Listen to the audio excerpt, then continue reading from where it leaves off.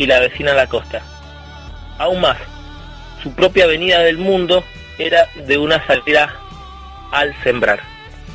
Muchos dijeron que Jesucristo usó lo que él aprendió, pero en el mismo contexto y en el paisaje que Jesucristo da las parábolas, probablemente él hacía enfoque tal como un sembrador estaba sembrando y lo usaba de un ejemplo gráfico, no tan solo como un recuerdo de su vida en donde él nació, sino que tiene que haber sido un ejemplo gráfico, ya que generalmente no hay edificios en esos tiempos, y si alguno entiende cómo es la figura, Jerusalén es casi como un pozo y a la orilla está rodeado, entonces se puede ver cómo en las montañas, en los cerros se va sembrando, ¿no es cierto?, haciendo diferentes sembradíos, o por ahí cerca puede haber un sembrador.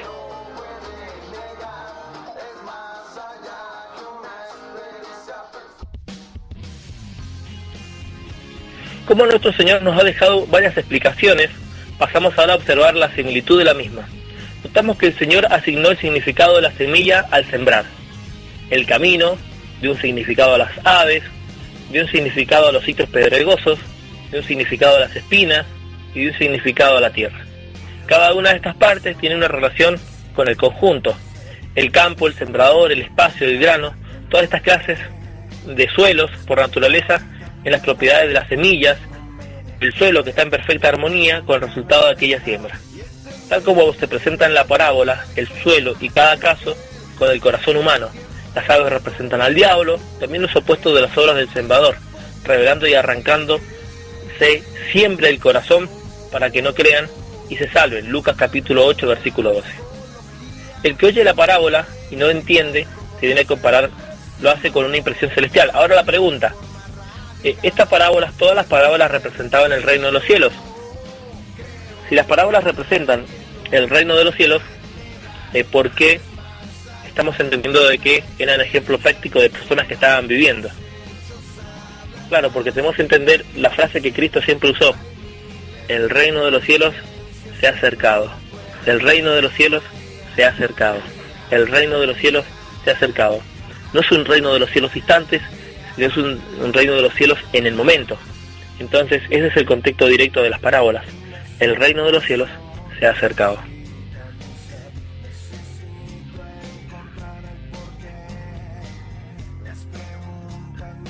El que tiene oídos para oír, oiga, versículo 8. Podría conseguir y a dejar en la mente de la conciencia las multitudes que oyeron.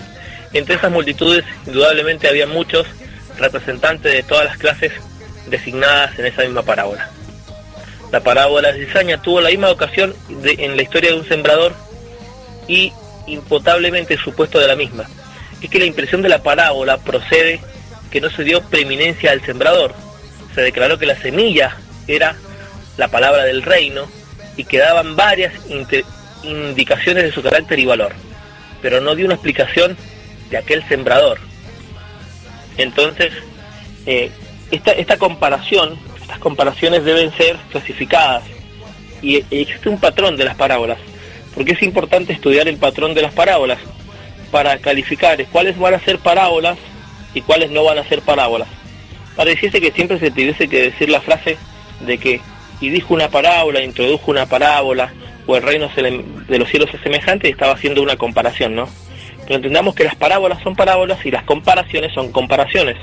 No se olviden de estos dos aspectos importantes. Las parábolas tienen un propio carácter y un propio mundo, que son muy diferentes a las comparaciones. En la Biblia muchos tienen a tomar y la parábola de tal, y no dice que es parábola de tal cosa. Voy a leer la parábola y no dice que eso sea parábola, pero se han considerado parábolas. Una mala hermenéutica, una mala interpretación de las escrituras, dio por considerar parábolas cosas que jamás fueron parábolas y dieron por considerar algunas otras que eran comparaciones, pero jamás fueron parábolas. Las parábolas están descritas cada una como parábolas e introducidas como parábolas y como tal. El cambio.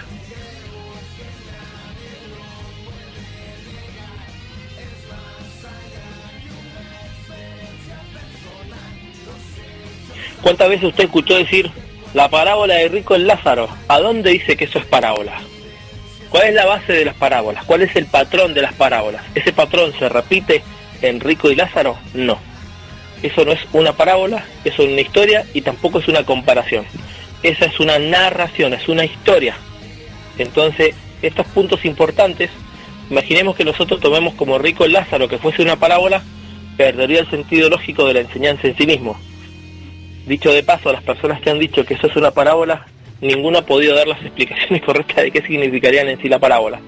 El otro día le preguntábamos a un defensor de qué eso era la parábola, y dijo que era muy complicado para explicarla en 2 o 3 palabras. Ok, debe ser que no sé, es una parábola, es una enseñanza, es un recuerdo. Las comparaciones, ¿a qué compararé el reino de los cielos? Eso no es una parábola, y muchos las introdujeron como que eran parábolas. La parábola de tal y tal cosa, no, son comparaciones, pero no son parábolas. Las parábolas son enseñanzas que se dan práctica, no se comparan, sino que son enseñanzas morales. Entonces hay que discernir y hay que empezar a cortar cuáles son las comparaciones, cuáles son las parábolas y cuáles son las narraciones o historias. Entonces ahí vamos a poder comprender sanamente y ordenadamente las escrituras. Pero pareciera que cuando falta un poquito de hermenéutica, cuando faltan las herramientas básicas de interpretar, se le dicen a cosas que no son como si fuesen, y se cometen errores de interpretación, y se hacen terribles problemas de doctrinas. ¿Usted cree por qué hay tantas doctrinas? Porque existen pésimos y malos intérpretes que llamaron a cosas de un modo que nunca lo fueron. Cambio.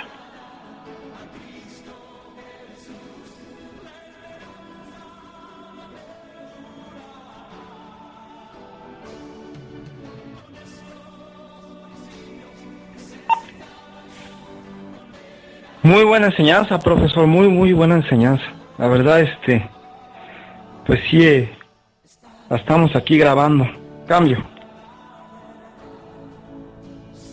Profe, yo también estoy escuchando, estoy aquí haciendo una cosita en el patio, limpiando, pero igual estoy poniendo mucha atención porque hay cosas que a veces, pues como usted sabe, es mejor instruirse que hablar y no equivocarse, porque realmente, pues para eso están los maestros, ¿verdad? Para enseñar. Y realmente, pues espiritualmente nos damos cuenta a veces de las cosas. Sabemos a veces cuando la gente pues está un poco equivocada, ¿verdad? Y ese poco pues puede llevar a que la gente camine pues equivocada, y realmente pues vemos después como queremos, como nosotros vemos a nuestra forma de ver, pero no como Dios quiere que veamos realmente las cosas, ¿verdad? Como usted lo dice, pues entonces ¿a qué vino Jesucristo a morir si cada quien hace su voluntad creyendo lo que quiere y no teniendo en cuenta pues el propósito de la palabra y a lo que vino Jesucristo, ¿verdad?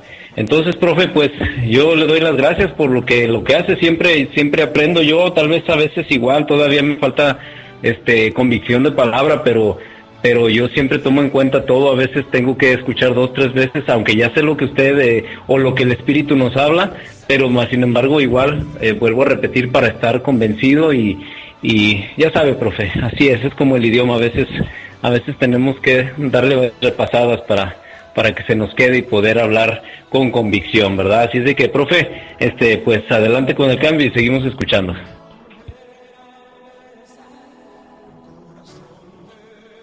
Todas las parábolas de nuestro Señor se hallan en los 3 primeros evangelios: Lucas,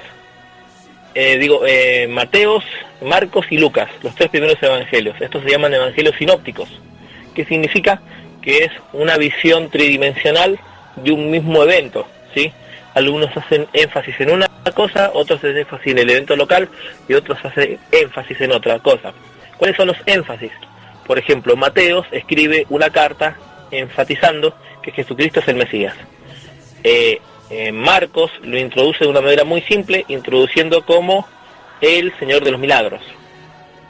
Por otro lado, Lucas lo introduce como el Hijo del Hombre, la relación con la humanidad. Entonces, los destinatarios: Mateo lo destina a los judíos, Marcos lo destina a los griegos, y caso de Lucas lo destina a una persona llamado Teófilo, probablemente alguien de Alejandría o alguien de Roma, más probablemente de Roma, ya que los teófilos eran muy comunes de Roma. Entonces ahí tenemos los ejemplos para quiénes fueron escritos y por qué fueron escritos y quién los está escribiendo. Esto es importante entenderlo. Si yo no entiendo quién es el escritor y el destinatario, como carta, o sea, como evangelio, los evangelios tienen destinatarios. Ahora, el relato mismo tiene otro segundo destinatario y el contexto histórico nos relata cuál es el hecho de por qué se dijo tal parábola. El Señor no dijo porque, ok, no tengo nada que hablar, vamos a ver si les cuento una historita del reino de los cielos. Jamás ocurrió así. La palabra no es improvisada. Tiene un objetivo puntual de enseñar, instruir, corregir, redarguir o dar el cumplimiento a una profecía. Bueno, ahí shalom a todos. Creo que hay un error ahí porque también en el Evangelio de Juan también hay parábolas, ¿no? Para nombrar unas, el pan que da vida, Juan 6, el pastor y su rebaño, Juan 10, la vid y sus ramas, Juan 15. Cambio. Bueno, te perdiste una parte de la comparación. Hay las parábolas siendo introducidas como parábolas, como título de parábolas. Tienes que discriminar lo que es una parábola de una comparación y una comparación de una narración. Entonces ahí tienes la diferencia. Por eso digo, recién dije, se le tasan y se le califican a parábolas cosas que no son parábolas y son comparaciones. Y se le califican a comparaciones como si fuesen parábolas. Es importante entender el carácter propio de cada uno de estos, de la diferencia entre una parábola, una comparación, una narración. Sí, también hay alegorías en las escrituras. Vamos a encontrar alegorías y otros términos más que son un poquito más sutiles, no tan amplios como el término de las parábolas o comparaciones. Pero debemos definir que las parábolas están relatadas como parábolas como tal. En cambio. Bueno, al fin es la palabra parábola, que viene del griego, ¿verdad? Yo más bien no le diría parábolas, yo le llamaría perlas. En este caso le llamaría perlas, porque así le llamó el Señor Jesucristo, ¿no? Perlas. Y las perlas pues no cualquiera las sabe, ¿no? Recordemos eso. Hemos tenido aquí muchas charlas acerca también, he visto cómo se meten personas que son judías y nada más entran una vez y no les gusta contender, ¿verdad? No les gusta contender acerca del Shabbat y otras cosas de la ley. Se van porque pues de alguna manera no les interesa, a ellos no les interesa, ¿no? Ellos han tenido las perlas, por ejemplo, viendo lo que hace Pedro, ¿no? Que él tiene una perla preciosa que él ha entendido acerca del Padre, el Hijo y el Espíritu Santo. Entonces él sí defiende esa perla, ¿no? La conserva, y me admiro cómo él defiende algo, una verdad tan hermosa, ¿no? Por eso es de admirarse, ¿no? Que nosotros a veces tenemos perlas y no nos preocupa defenderlas, y a algunos no les interesa tampoco, ¿verdad?